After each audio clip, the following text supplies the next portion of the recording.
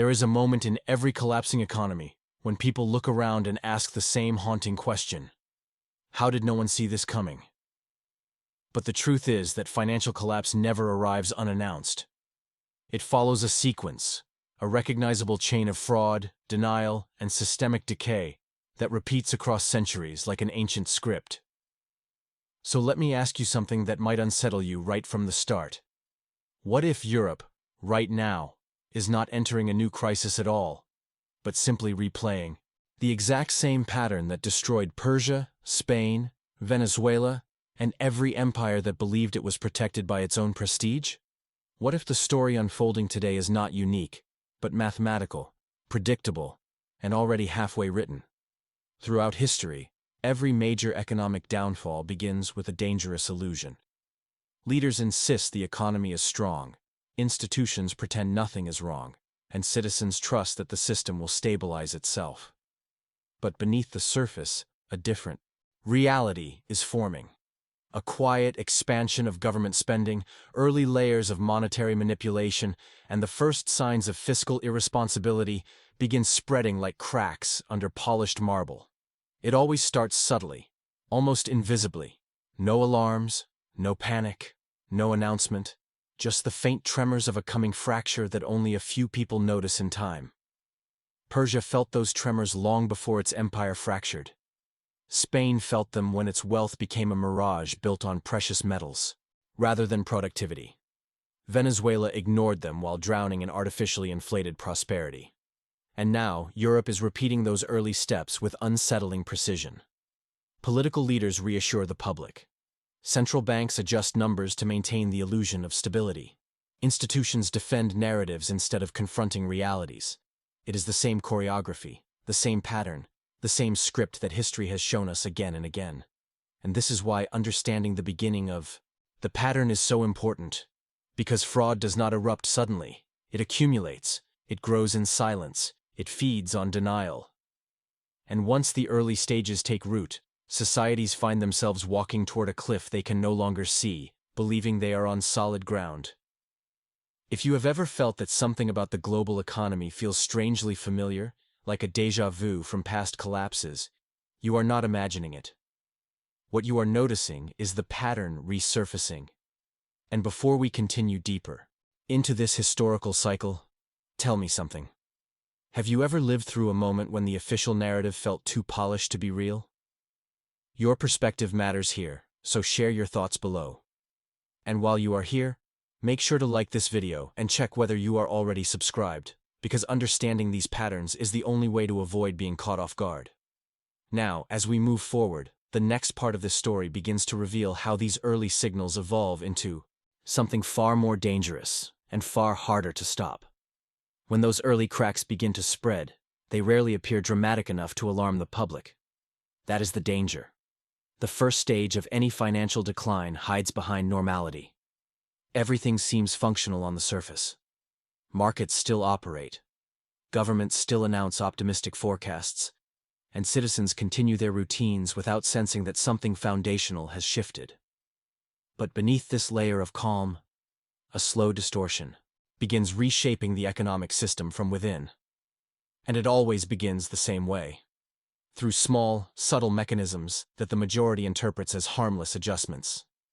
These adjustments usually come disguised as temporary solutions, introduced quietly by policymakers who insist they are defending stability.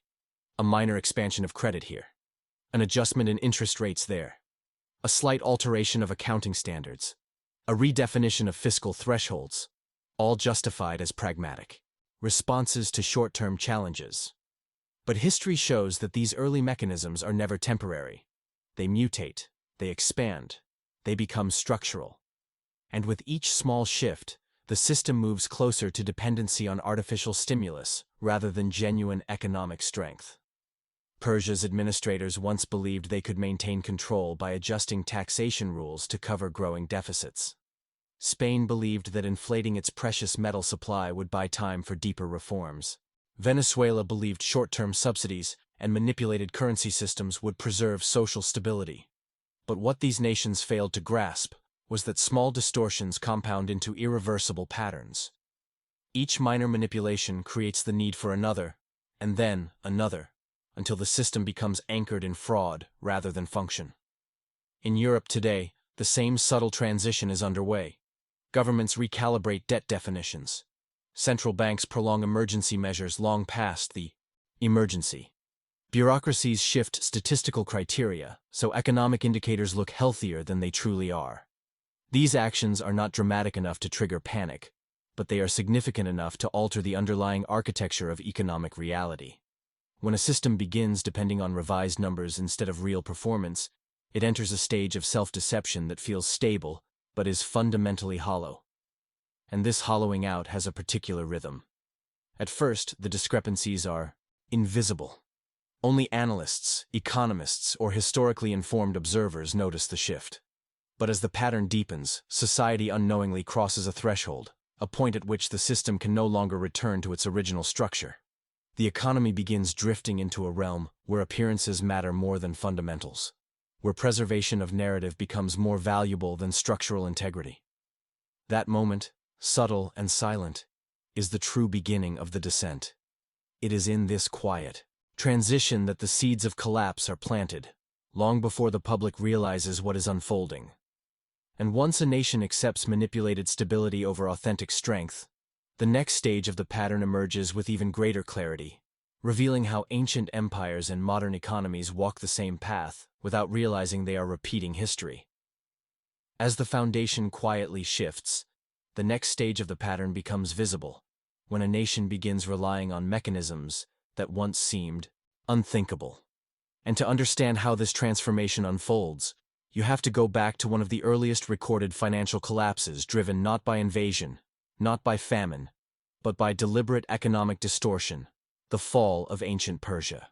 It is here that the architecture of fraud first emerges in its full form, revealing the blueprint that every future empire would unknowingly follow. Persia was not a weak civilization stumbling into decline. It was one of the most sophisticated powers of its era, a vast empire built on complex administration, expansive trade networks, and immense cultural influence. But its strength became a liability the moment its rulers discovered how easily prosperity could be simulated. Instead of reinforcing productive sectors, they began manipulating fiscal systems to compensate for internal imbalances. Small adjustments, then larger ones, then outright distortions. The shift was so gradual that even those within the administration believed their policies were rational. The earliest fraud emerged not as a criminal act, but as a strategic tool. Tax collection became less about supporting the empire and more about filling deficits created by mismanagement. Levies were raised beyond sustainable levels, exemptions were sold to the wealthy, and local administrators learned they could enrich themselves under the guise of serving the state. The incentives changed. Loyalty to the empire was replaced by loyalty to personal gain, and the economic network that once fueled Persia's growth slowly transformed into a marketplace of corruption. This is where the pattern becomes unmistakable. As revenue collection grew unstable, Persian rulers turned to monetary manipulation. Coinage that once carried intrinsic value was diluted. Silver content decreased, weight standards shifted, and the empire masked its financial strain by weakening the very currency that held its economy together. For a time, the illusion worked. Soldiers were paid, officials received their wages, and markets continued trading. But the stability was artificial, and every diluted coin pushed the empire deeper into dependency on fraudulent practices. The public did not notice the change at first. Most never do. Prices rose slowly, trade partners grew cautious, and local economies tightened. But beneath the surface, the empire was drifting into the same danger Europe faces today: the normalization of distortion. Once diluted currency became an accepted tool of governance, it spread throughout the system. Regional governors issued their own adulterated coins. Merchants demanded higher prices to compensate for lost value. Confidence eroded quietly, almost invisibly, until the system's internal logic no longer matched its public narrative. What destroyed Persia was not a sudden catastrophe, but the accumulation of these subtle decisions, each one justified as necessary, each one deepening the pattern. And as the empire moved forward, fraud became less of a tactic and more of a governing principle, shaping the destiny of a civilization that once believed it was immune to collapse. This is the same dangerous evolution that every major power experiences, and it sets the stage for the next transformation in the pattern, where illusions of abundance mask structural decay. As Persia slipped further into distortion, another empire would later follow the same path, but on a scale so dramatic that its rise and fall reshaped the entire trajectory of global finance. Spain, at the height of its imperial power, appeared to be the wealthiest nation on earth. Ships arrived loaded with gold and silver, armies marched with the confidence of limitless resources, and European rivals believed Spain's dominance was unshakable. But what looked like true prosperity was, in reality, the most dangerous illusion a nation can experience. It was the illusion of abundance without production, wealth without foundations, and power without sustainability.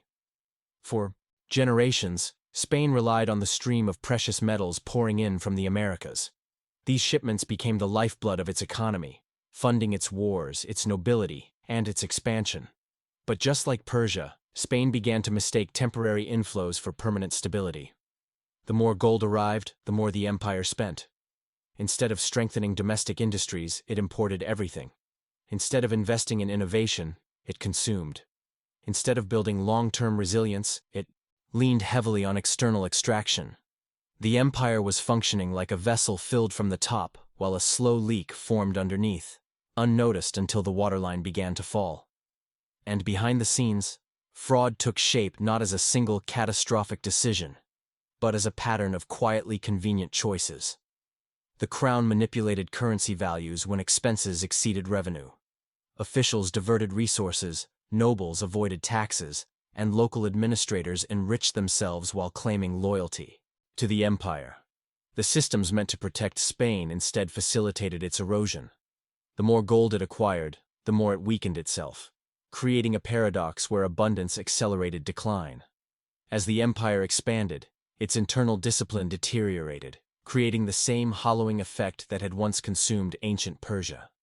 Inflation soon became uncontrollable. Prices surged across the empire, not because of growth, but because the influx of precious metals distorted the economy from top to bottom. Workers' wages lost value. Merchants raised prices endlessly. Fiscal deficits widened as war costs exploded. And to mask these pressures, Spain resorted again to financial manipulation, falling deeper into the cycle of distortion that defines the second and third stages of the fraud pattern. By the time the empire realized the danger, its institutions were too dependent on artificial stability to reverse course. And this is where history becomes most revealing. Spain believed its wealth made it exceptional, just as many modern nations believe today. But the same structural weaknesses that destroyed Persia were unfolding inside Europe's dominant power of the era. And those weaknesses now mirror the early signals emerging in today's European economies. Before we continue into how these echoes shape the next stage of this historical cycle, tell me something. From your perspective, what part of Spain's downfall feels most familiar today?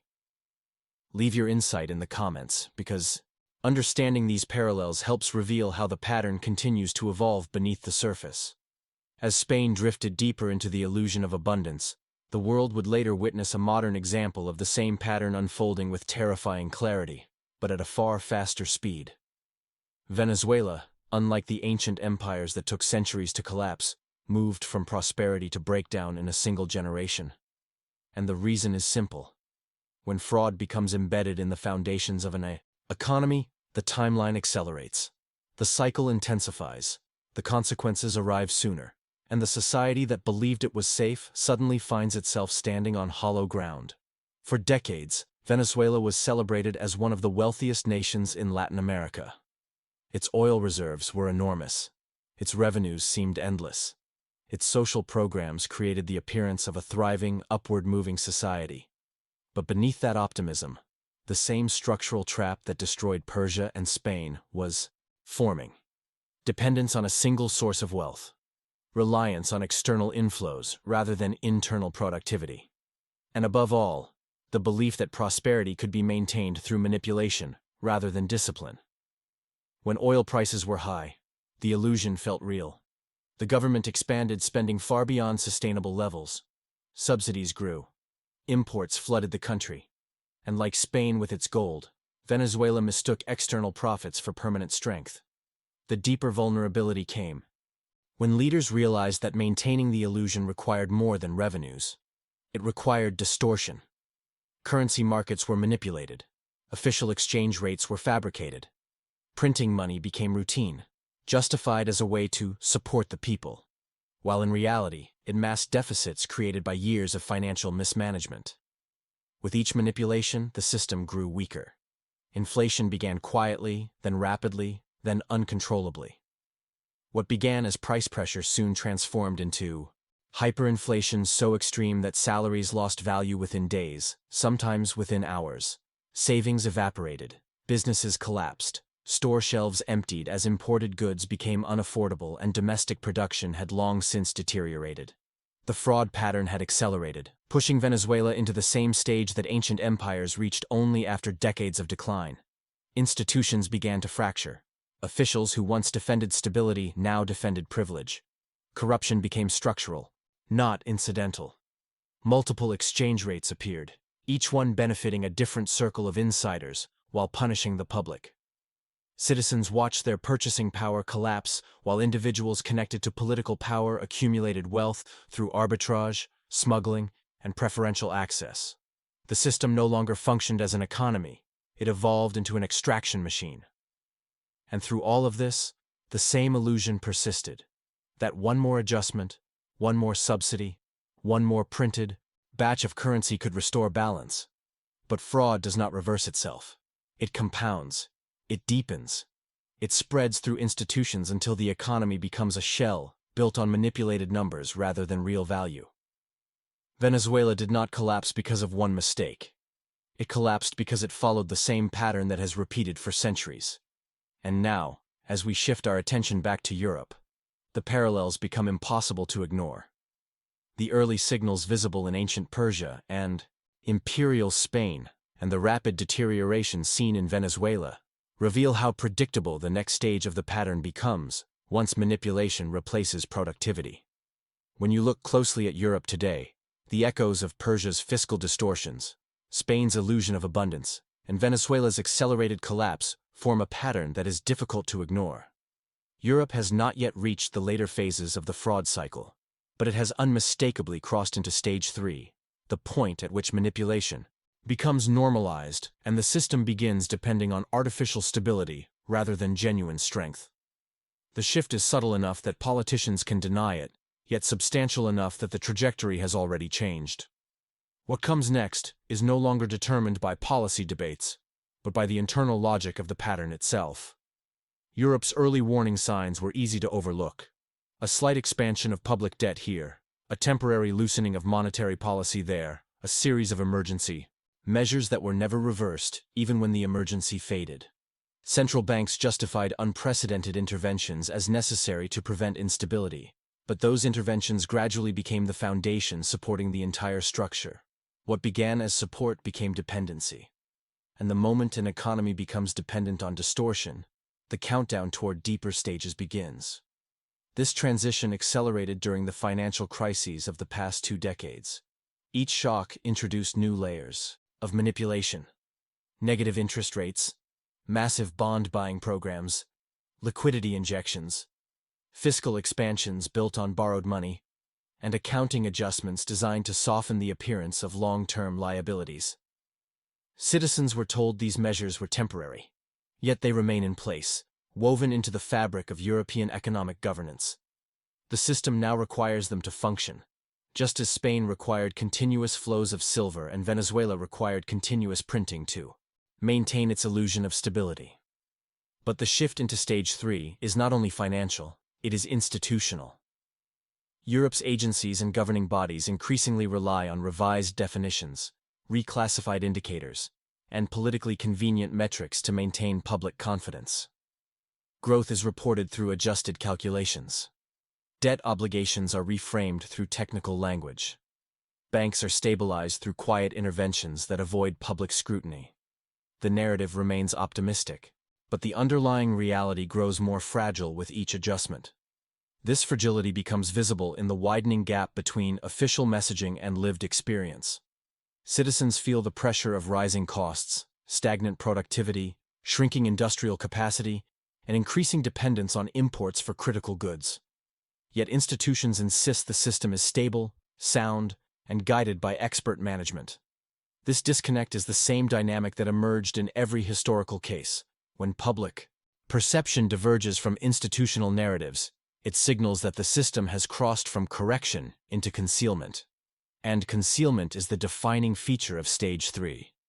It is the point where governments stop confronting problems and start managing appearances, where the facade becomes more important than the foundation, where policymakers preserve the narrative of stability even if it requires quietly bending the rules holding the economy together. Once a society tolerates this normalization of distortion, it sets the stage for the next transformation when structural weaknesses can no longer be hidden and the system begins moving toward consequences that are far harder to reverse. As Europe settles deeper into Stage 3, the transformation becomes less about individual policies and more about the architecture behind them.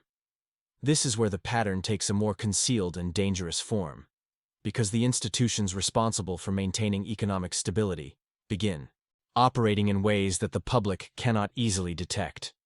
At this stage, fraud is no longer the act of a single leader or a single decision.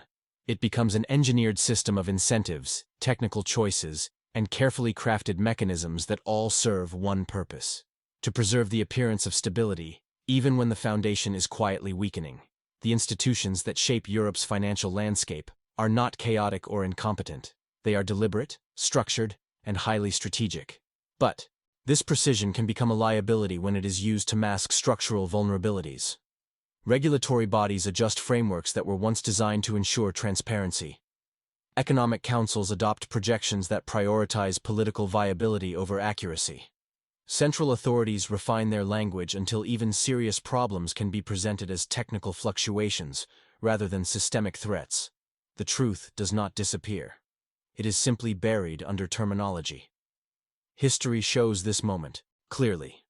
In Persia, administrators reshaped fiscal systems to hide growing deficits. In Spain, the crown manipulated economic indicators to maintain confidence in its currency. In Venezuela, institutions recalibrated inflation measures to disguise the scale of collapse. The method changes, but the logic remains constant. The more fragile the system becomes, the more elaborate the mechanisms to conceal the fragility. In Europe, these mechanisms manifest through complex layers of financial engineering. Stress tests designed to reassure the public rely on assumptions that downplay risk. Budget rules are interpreted elastically to permit higher deficits without triggering alarms. Bond markets are stabilized through intervention rather than organic demand. None of these choices occur in isolation. Each one creates a dependency on the next, forming an interlocking web of justifications that strengthens the narrative while weakening the foundation.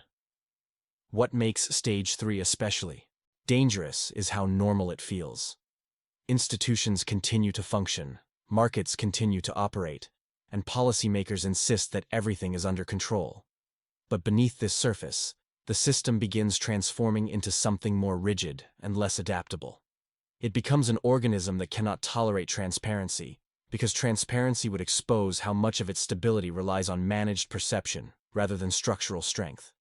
And once an economy reaches that point, it inevitably moves toward a stage where concealment becomes impossible and the pressures beneath the surface begin to break through. Before we move on, share your perspective with me. Which part of this institutional shift feels most recognizable to you when you look at what is happening in Europe today? Your insights in the comments help deepen the understanding of how this pattern forms. As Europe advances through Stage 3, a deeper and far more revealing layer of the pattern begins to surface, one that connects ancient empires, colonial powers, and modern nations through a single, unbroken thread. What makes this stage so crucial is not merely the economic distortions themselves, but the recognition that every collapse in history has followed the same underlying logic, regardless of era, culture, or political system. When fraud becomes embedded in the institutions of a nation, the trajectory stops being unique and becomes part of a universal sequence repeating across centuries.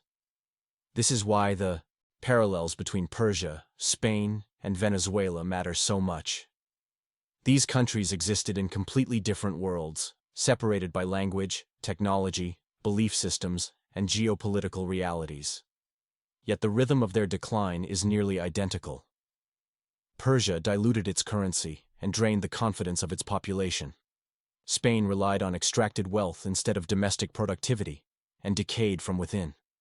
Venezuela manipulated its currency and engineered its own hyperinflation. The methods evolved, but the architecture remained the same. Each believed it could outsmart economic fundamentals. Each eventually discovered it could not. Europe now stands in the middle of this historical continuum. The illusion of stability is supported by policies that resemble the early behaviors of those earlier powers. Subsidized markets, dependence on external supply chains, monetary expansion framed as necessity rather than choice, and institutional narratives crafted to soothe rather than inform. It does not matter whether these decisions are made by ancient administrators or modern technocrats. The results follow the same path once perception becomes more important than reality. An empire does not decline because of a single shock. It declines because its institutions adjust themselves to avoid confronting structural weaknesses. Over time, these adjustments become so routine that they transform into a governing philosophy. This is the essence of the pattern. It is not chaos that drives collapse. It is the slow normalization of distortion. And once a nation accepts distortion as a tool of stability, it inevitably creates the conditions that lead to deeper stages of the sequence. The most striking similarity across all these examples is not the financial manipulation itself, but the mindset behind it. Leaders in every era convince themselves that exceptionalism will save them, that their nation is too important, too sophisticated, or too powerful to experience the same fate as others. But exceptionalism is the most dangerous illusion of all. Persia thought the size of its empire protected it. Spain thought its gold guaranteed dominance. Venezuela believed its oil would always sustain it. Europe now believes in the strength of its institutions. History shows that belief alone has never been enough. And as these echoes from the past continue to align with the present, the next stage becomes increasingly predictable, revealing how a system that once felt stable can shift rapidly into a period where internal pressures break through the facades built to contain them. As the fraud pattern advances, the transition from stage 3 to stage 4 is rarely dramatic at first glance. It does not begin with riots, market crashes, or political upheaval. Instead, it begins quietly, in the spaces where pressure accumulates faster than institutions can disguise it. This is the phase where the internal contradictions of the system grow too large to remain hidden, where adjustments that once stabilized the economy begin producing diminishing returns, and where the consequences of years of distortion start to surface in ways that cannot be easily reversed. In every historical example, this shift becomes visible when the narrative that once held society together begins to fracture. Persia experienced it when merchants refused to accept diluted coins at their stated value. Spain felt it when imported goods became so expensive that even its gold shipments could not cover the rising costs. Venezuela confronted it when prices changed faster than wages could be printed. These were not isolated events. They were the first outward signs that the system's internal structure had reached its breaking point. Europe is now approaching this same threshold. The early warnings are already appearing across multiple sectors, though they are often framed as temporary disruptions rather than indicators of deeper instability. Industrial output declines while energy dependence increases. Supply chains become more vulnerable, yet long-term solutions are postponed. Demographic pressures expand pension liabilities faster than governments can finance them. Productivity stagnates even as spending continues to rise. Each of these issues, on its own, could be managed, but together, they form a pattern too familiar to ignore. The shift accelerates when public expectations collide with institutional limits, when citizens begin noticing the erosion of purchasing power, the rising burden of taxation, or the slow degradation of public services. Trust begins to erode. Institutions respond with revised metrics, optimistic projections, and rebranded policies, efforts aimed less at solving the underlying problems and more at restoring confidence. But confidence built on narrative, rather than structural strength, becomes increasingly fragile. And once the public senses this fragility, the cycle moves faster. Stage 4 is defined by the moment when small fluctuations start producing outsized consequences. Minor policy changes trigger market volatility. Modest disruptions generate social tension. Economic forecasts lose credibility as conditions shift faster than models can predict. This is not yet collapse, but it is the territory where collapse becomes possible, because the system no longer has the resilience it once possessed. What's unfolding now in Europe is not a dramatic event, but a subtle transition. The same kind of shift that preceded the next stages in Persia, Spain, and Venezuela.